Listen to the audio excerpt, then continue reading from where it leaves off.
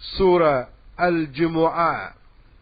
அளவற்ற அருளாளனும் நிகரற்ற அன்புடையோனுமாகிய அல்லாஹுவின் திருப்பெயரால் துவங்குகின்றேன். வானங்களில் உள்ளவையும் பூமியில் உள்ளவையும் அல்லாஹுவை தஸ்பீஹ் துதி செய்து கொண்டிருக்கின்றன. அவன்தான் மெய்யான பேரரசன், பரிசுத்தமானவன், யாவரையும் மிகைத்தவன், ஞானம் மிக்கவன். அவன்தான் எழுத்தறிவில்லா மக்களிடம் அவனுடைய வசனங்களை ஓதிக்காட்டி அவர்களை பரிசுத்தமாக்கி அவர்களுக்கு வேதத்தையும் ஞானத்தையும் கற்பிக்கும்படியான தூதரை அவர்களிலிருந்தே அனுப்பி வைத்தான். அவர்களோ அதற்கு முன்னர் பகிரங்கமான வழிகேட்டிலேயே இருந்தனர். இவர்களுக்காகவும் இவர்களுடன் சேராத பிற்காலத்தவர்களுக்காகவும் தூதராக அனுப்பி வைத்தான். அவன் யாவரையும் மிகைத்தவன், ஞானம் மிக்கவன். அதுவே அல்லாஹுவின் அருளாகும். தான் விரும்பியவர்களுக்கு அதை அவன் அளிக்கின்றான். மேலும் அல்லாஹ் மகத்தான அருளுடையவன்.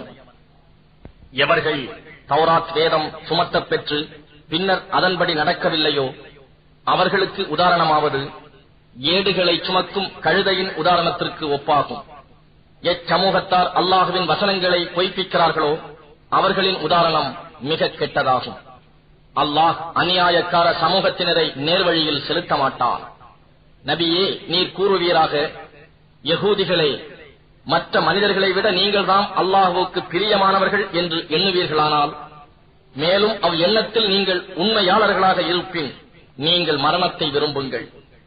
ஆனால் அவர்களுடைய கைகள் முற்படுத்தி வைத்த பாவத்தின் காரணத்தால் அவர்கள் மரணத்தை ஒரு காலம் விரும்ப மாட்டார்கள். மேலும் அல்லாஹ் அநியாயக்காரர்களை நன்கு அறிந்தவன். நீங்கள் எதை விட்டும் விரண்டு ஓடுகிறீர்களோ அந்த மரணம் நிச்சயமாக உங்களை சந்திக்கும்.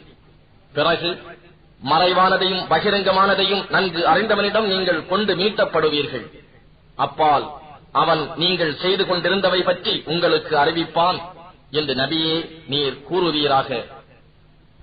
ஈமான் கொண்டவர்களே, ஜுமாவுடைய நாளில் தொழுகைக்காக நீங்கள் அழைக்கப்பட்டால் வியாபாரத்தை விட்டுவிட்டு அல்லாஹ்வை தியானிக்க பள்ளிகளுக்கு விரைந்து செல்லுங்கள். நீங்கள் அறிபவர்களாக இருப்பின் இதுவே உங்களுக்கு மிக மேலான நன்மையுடையதாகும். பின்னர் ஜுமா தொழுகை நிறைவேற்றப்பட்டு விட்டதும் பள்ளியிலிருந்து வெளிப்போந்து பூமியில் பரவிச் சென்று அல்லாஹுடைய அருளை தேடிக் கொள்ளுங்கள்.